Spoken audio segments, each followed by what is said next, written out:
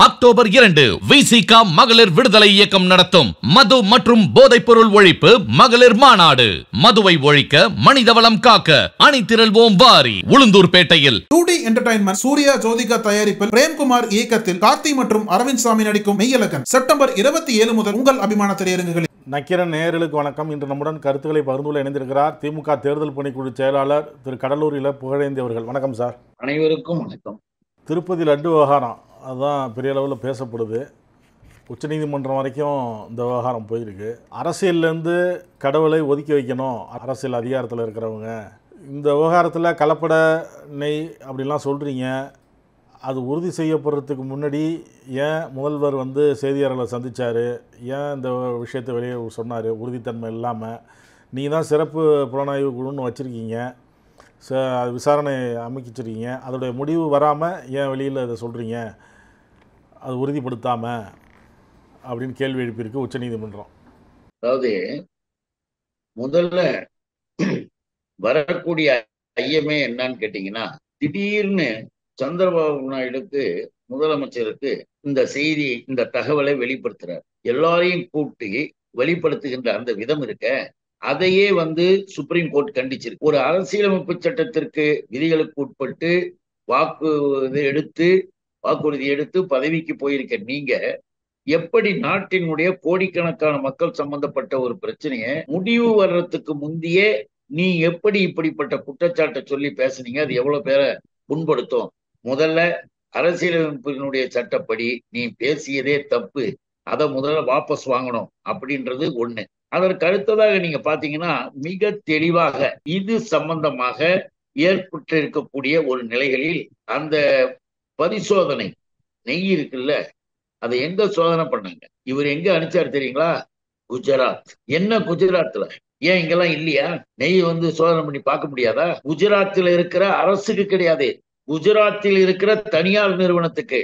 இதெல்லாம் நம்ம பொதுமக்களினுடைய பார்வையில எடுத்து வைக்க வேண்டிய நம்ம கடமை. குஜராத்தில் இருக்கிற தனியார் நிறுவனத்துக்கு இவர் நெய்ய கொடுக்கிறாராம். அதுல இருக்கா, அது இருக்கா, இது இருக்கான்னு பாக்குறதுக்கு அங்க அனுப்பி இருக்கிறாராம். இதுவே முதல் கேள்வி. இது இந்த குஜராத்துக்கு அனுப்பி இருக்கிறாங்கன்னும் போது அடுத்த கட்டது என்ன தெரியுங்களா? இது சம்பந்தமாக இந்த குஜராத்ல எவ்வளவு அரசியல் இருக்கு, எல்லாம் மத ரீதியாகவும் சாதி ரீதியாகவும் சனாதன வர்ணாசிரமத்தை தழுவி அங்க இருக்கிற அரசியல் எல்லாருக்கும் தெரியும். அப்படிப்பட்ட இடத்துக்கு இதை கொடுத்துட்டு, இந்த ஆய்வுக்கு இதை போய் கொடுத்துட்டு திரும்ப அங்க சொல்லிட்டாங்களாம், அந்த நெய் கலப்படம் உள்ளது, அதுல விலங்கு மிருக அந்த கொழுப்புலாம் இருக்கு அப்படின்னு குஜராத்ல சொன்னதாக முதலமைச்சர் சொல்றார். ஆனால் அதை முறையாக ஆய்வுக்கு உட்படுத்தப்பட்டு இங்கே வருகின்ற பொழுது அதில் எந்த விதமான கலப்படமும் எதுவும் இல்லை என்று இங்க இருக்கிற ஆய்வு குறிப்புகள் வருது. ஏன் அங்க அப்படி வந்தது, ஏன் இங்க இப்படி வந்தது, இதெல்லாம் கேட்க மாட்டாங்களா? இதெல்லாம் கோர்ட்ல கேட்கிறாங்க. இதையெல்லாம் தான் சந்திரபாபு நாயுடு பதில் சொல்லணும். ஜெகன்மோகன் ரெட்டி அவர் மீது நீ கம்ப்ளைண்ட கொண்டு போய் கொடுக்கின்ற பொழுது அவங்க என்ன சொல்றாங்க? ஜெகன்மோகனுடைய ஆட்சிக்கு பிறகு உன் ஆட்சி தொடர்ந்து நடந்தது இல்ல, அப்போ உன் ஆட்சி தொடர்ந்து நடக்கிற நேரமெல்லாம் இந்த மாதிரியான இதை நீங்க அலோவ் பண்ணிக்கிட்டே இருந்தீங்களா? இதை நீங்க நிறுத்தவே இல்லையா? ஏன் நீங்க பார்க்க கூடாதா அப்படின்ற கேள்வியும் வந்தது. ஜெகன் ஒரு கிறித்துவர். அவர் கிறித்துவர் என்பதனால் இதுல சாதி மத பிரச்சனையை கலப்பலாம், மதத்தை அரசியலில் கொண்டு வரலாம் என்றுதான் இவர்கள் முடிவெடுத்தார்கள். அதுக்குதான் சுப்ரீம் கோர்ட் தலையில ஓங்கி அடிச்சு கடவுளை கொண்டு இந்த அரசியல்ல இணைக்காத, கடவுளெல்லாம் அரசியல்ல சுயநலத்திற்கு பயன்படுத்தாதே கடவுளை அப்படின்னு தான் அவங்களும் ஓங்கி அங்கிருந்து அடிச்சாங்க. இன்னும் கூட நீங்க பார்த்தீங்கன்னா குஜராத்ல இன்னும் ஒண்ணும் இருக்கு. என்ன தெரியுங்களா? அமுல் கம்பெனி, இந்தியாவின் மிகப்பெரிய அமுல் கம்பெனி. பால் நெய் இப்படின்றது இன்னைக்கு நேற்றைக்கல்ல, நீண்ட காலம் வெளிநாடுகளிலிருந்து பல்வேறு இடங்களுக்கும் சப்ளை செய்து கொண்டிருக்கிற அமுல் கம்பெனி. அந்த அமுல் நிறுவனம் யாருடையது? யார் அதன் உள்ள தொடர்புல இருக்காங்க? அதன் உள்ள தொடர்பில் இருப்பவர்கள் பாரதிய ஜனதா. இன்னும் கூட வெளிப்படையா சொல்லணும்னா, கார்பரேட் கம்பெனிகளுக்கு இவர்கள் எப்படி இருகரம் குப்பி ரெட் கார்பெட் போட்டு கூட்டுன்னு வரானுங்களோ, அதே மாதிரி அமுல் கம்பெனிகளோட ஒட்டு மொத்தமாக எல்லா நிர்வாகமும் அமித்ஷா கோவினுடைய கண்ட்ரோல்ல இருக்கு.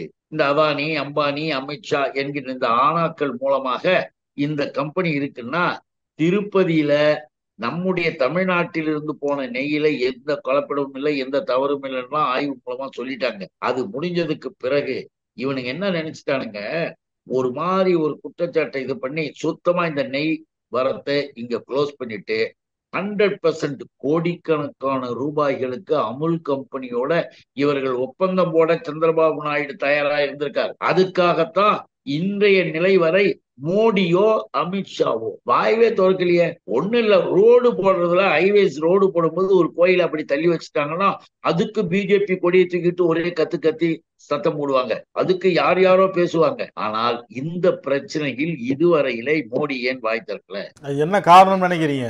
ஏன் திறக்கலன்னா அமுல் கம்பெனியினுடைய லெவல் அப்படியே பின்னால கொண்டு சேர்த்துட்டு இவனுங்க அமைதியா போயிடுவாங்க. அவங்க கிட்ட திருப்பதியினுடைய நெய் சப்ளையை முழுவதும் ஒப்படைக்கிறதுன்னு பிளான் பண்ணிட்டாங்க. பிளான் பண்ணிட்டு அவங்க கிட்ட ஒப்படைச்சிட்டா இன்னொரு ஆபத்து என்ன தெரியுமா? இப்ப மற்ற கம்பெனிகளுக்கு இவங்க பில்லு போடலாம். இப்ப கூட குறைந்த கட்டணத்தில் நெய் வாங்கினார்கள். அது கூட பல்வேறு காரணங்கள், இது இந்த கலப்பட நெய் எல்லாம் உள்ள வர்றதுக்கு காரணமா இருந்ததுன்னு கூட குற்றச்சாட்டு உண்டு. ஆனால் அந்த கம்பெனிக்கு எல்லாம் போயிடுச்சுன்னா என்ன ஆகும் தெரியுங்களா? பில்லு அவன் போட்டு எடுத்துக்குவான் கோடிக்கணக்குல. 10 ரூபாய்க்கு கொடுத்துட்டு 100 ரூபாய் எடுத்துக்குவான். எதுக்காக சொல்றோம்னா திருப்பதியினுடைய அந்த கோயில் என்பது கோடிக்கணக்கான மக்கள் உலகம் முழுவதும் இருப்பவர்கள் போறது பார்க்கறது ரைட்டு. அப்படிப்பட்ட கோயில்ல அந்த லட்டு என்கின்ற ஒன்று லட்சக்கணக்கில் தினசரி விற்பனை ஆகும். அதை தயாரிப்பவர்கள் செய்பவர்களும் உயர்ந்த முன்னேறிய வகுப்பாளர் என்று சொல்லப்படுகின்ற அவர்கள் தான், வேற யாரும் கை வைக்க மாட்டார்கள். இப்படி செய்யக்கூடிய அந்த இடத்துல இதுவரையில இவ்வளவு நாளும் எந்த பிரச்சனையும் இல்லாமல் இருந்த நிலையில் இதை திடீரென்று கொண்டு வந்து சேர்த்ததற்கு காரணம் என்ன? சந்திரபாபு நாயுடு அவசரமாக விசாரணை முடிவு வர்றதுக்கு முந்தைய அறிவித்ததனுடைய காரணம், எதிர்ப்பாக சொன்னதனுடைய காரணம் என்ன? அப்ப இந்த காரணங்களை எல்லாம் சேர்த்து பார்த்தீங்கன்னா உள்ள இருக்கிற உள்ளீடு, உண்மையான நோக்கம் தெரியும். உண்மையான நோக்கம்ன்றது குஜராத்.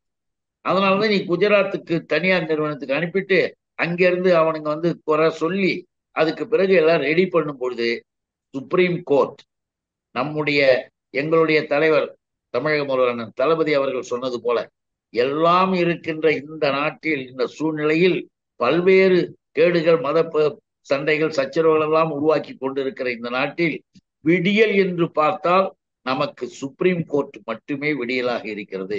அந்த நீதிமன்றம், நீதித்துறையைத்தான் நம்புகிறோம்னாரு. அது உண்மை. இப்ப அடிச்சுட்டாங்க, இப்ப பெண்டிங்ல வச்சாச்சு, விசாரணை நடக்குது. இதுக்கு யார் பதில் சொல்ல போறாங்க? பாரதிய ஜனதாக்காரங்க சொல்லட்டுமே. எழுந்து கத்துறாங்களே, பேச ஏன் நீ வந்து அந்த இடத்துல போய் இதை பண்ணன்றதுக்கு பதில் சொல்லட்டும். தமிழ்நாட்டினுடைய திண்டுக்கல் நிறுவனத்து மேல பாஞ்சு குதிச்சிங்களே, இன்னைக்கு அது மேல ஒண்ணுமே இல்லைன்னு சொல்லிட்டாங்களே.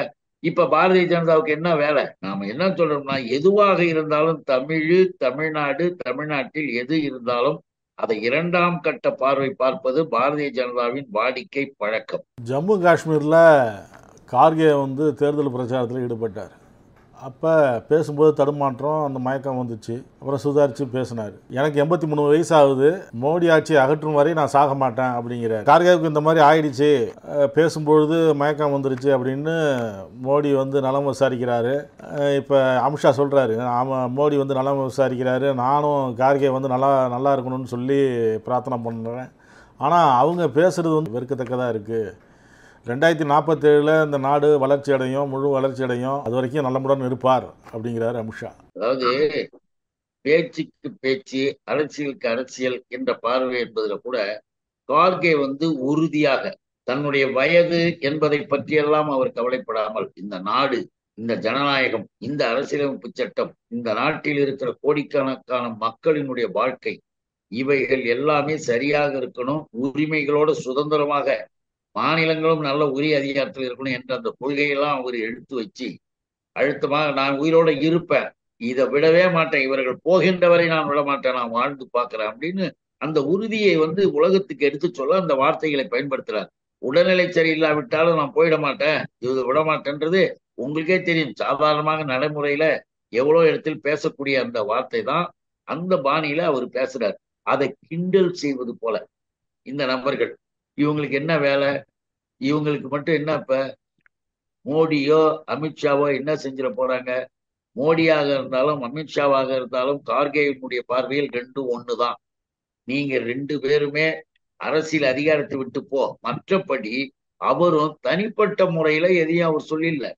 என்னமோ இவங்க அப்படியே தனிப்பட்ட முறையில ஐயோ பாவம் நாங்களாம் அப்படி இது பேசுவோம், அதெல்லாம் ஒண்ணும் கிடையாது, எல்லாம் ஆக்ட்.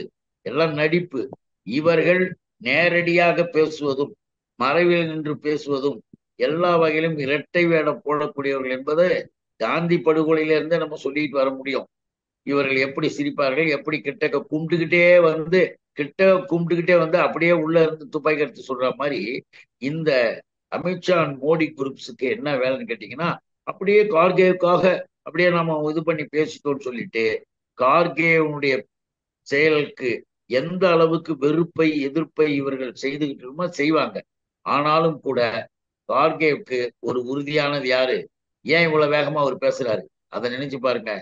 இன்றைக்கு காங்கிரஸ் இயக்கத்தினுடைய ஒரு மிக பெரும் செயல் தலைவராக விளங்கி கொண்டிருக்கிற ராகுல் அவர்கள் மிக தெளிவாக எல்லா இடத்திலையும் மக்கள் மன்றத்துல பேசிட்டு போயிட்டே இருக்காரு.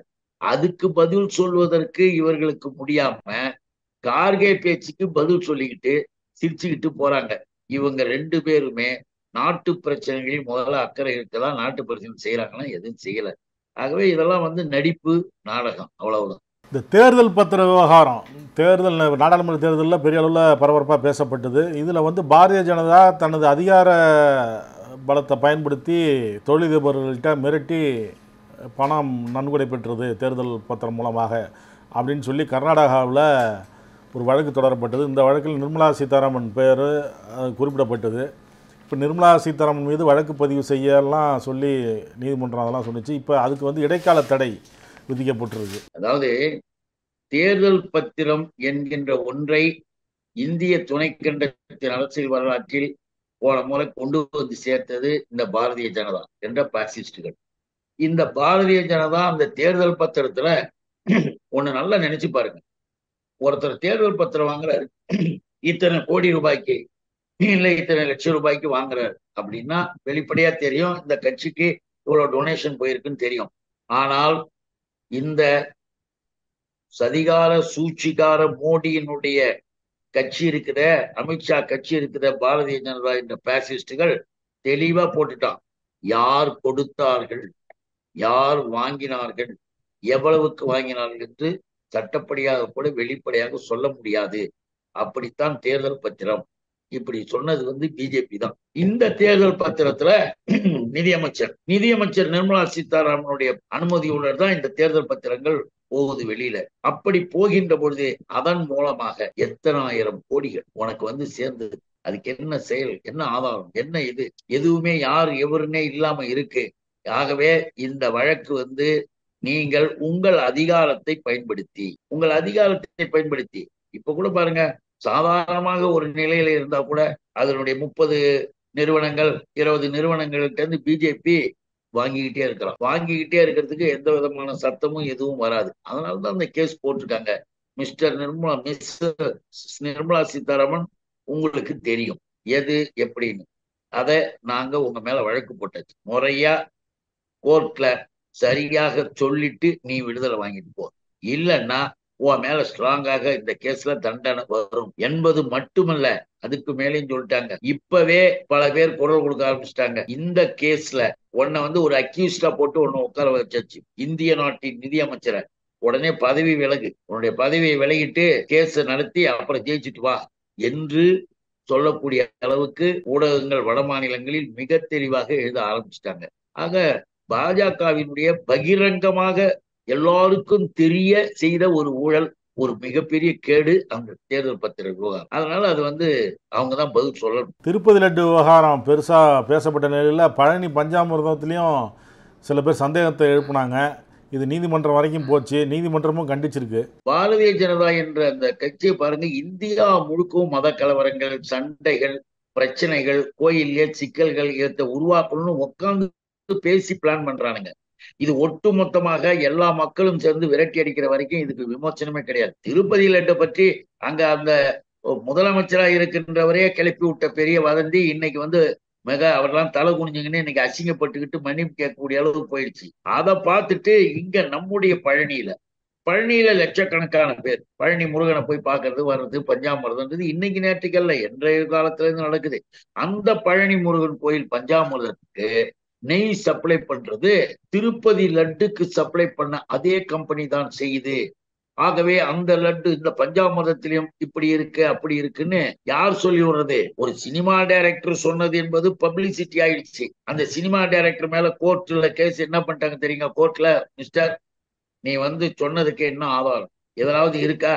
சும்மா நீ பாட்டுக்கும் எல்லாரும் சொல்றாங்கன்னு அங்க ஆயிடுச்சு இங்க ஆச்சுன்னு. ஏன் மக்களுடைய மனதை புண்படுத்துவதை மன்னிக்க முடியாது. ஆதாரமோ மற்ற எந்த தெளிவும் இல்லாமல் நீ பேசியிருக்க. அதனால பழனி கோயிலுக்கு போய் சுத்தம் படுத்துற வேலையை பாரு, ஒரு வாரம் 10 நாளைக்கு. அதே மாதிரி நீ எந்த முறையில வெளியிட்டியோ இந்த கண்டனத்தை சொன்னியோ அதிலேயே நான் வருத்தப்படுறேன், எனக்கு தெரியாம ஆதாரம் இல்லாம நான் சொல்லிட்டேன்னு மன்னிப்பு கேள் என்ற அளவிற்கு கோர்ட் போட்டுச்சு அவனுக்கு ஒரு தலையில ஒரு கொட்டு.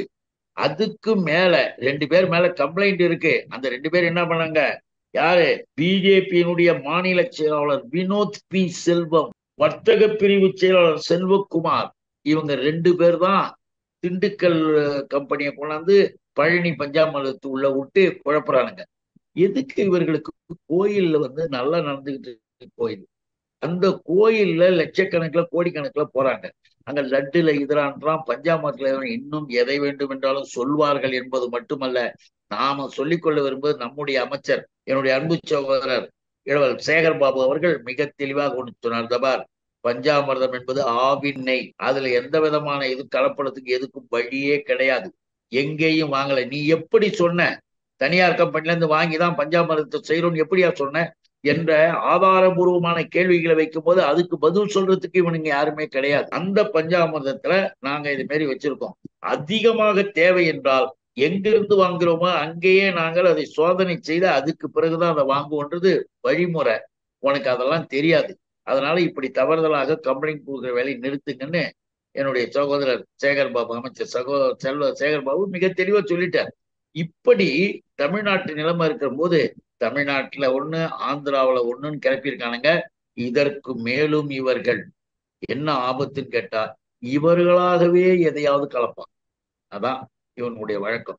இவனுங்களே போய் பிஜேபி காவி கூட்டமே போய் உன்னை கலக்கிட்டு அந்த நேரத்துல அவங்களுக்கு பயன்படுத்துகின்ற அளவிற்கு எல்லா வகையிலையும் வதந்திகளை பரப்புவது மட்டுமல்ல, மக்களிடம் பிரிவினை உண்டாக்கி ஒரு நிலைப்பாட்டை உருவாக்குறது, கோயிலையும் கடவுளையும் வச்சு அரசியல் பண்றது. அதற்கு அடுத்து என்னன்னு கேட்டீங்கன்னா எல்லாம் சந்தேகப்படுறது, இவர்களே செய்யலாம், இவர்களே எதையும் கலந்து அதை அந்த அரசின் மீது இவர்களுக்கு பிடிக்காதவர்கள் மீது ஒரு பழியை போட்டு மக்கள் மன்றத்தில் திசை திருப்பதற்கு இந்த நாடகத்தை நடத்துகிறார்கள். எல்லாம் வெட்ட வெளிச்சமாகிவிட்டது. அரசியலிலும் அவர்கள் தலை குனிந்தார்கள். மணிப்பூர் வாரத்தில் ஒட்டு மொத்தமாக நம்ம நரேந்திர மோடி அந்த நேர்மையாக ஒரு வார்த்தை கூட பேசல. அந்த நிலையில மோடி அசிங்கப்பட்டு வரும்போது இப்ப கடவுள் விஷயத்திலும் கேவலமா போயிட்டாங்க. ஆக ஒட்டு மொத்தமாக பிஜேபி தன்னை வெளிப்படுத்தி கொண்டு வருகிறது. இது எல்லா வகையிலையும் எதிர்காலத்தில் மக்கள் முடிவெடுக்க நன்மையாக இருக்குன்றது என்னுடைய கருத்து. கருத்துக்களை பகிர்ந்து கொண்டதற்கு நன்றி சார். அனைவருக்கும் வணக்கம், நன்றி. உங்கள் நக்கீரன் இதழில் கதாசிரியர், தயாரிப்பாளர், இயக்குனர் என பன்முகம் கொண்ட திரைக்கலைஞர் VC குகநாதன் எழுதி வரும் சினிமா கொட்டகை பரபரப்புக்கு பஞ்சமில்லா தொடர். வாங்கி படியுங்கள்.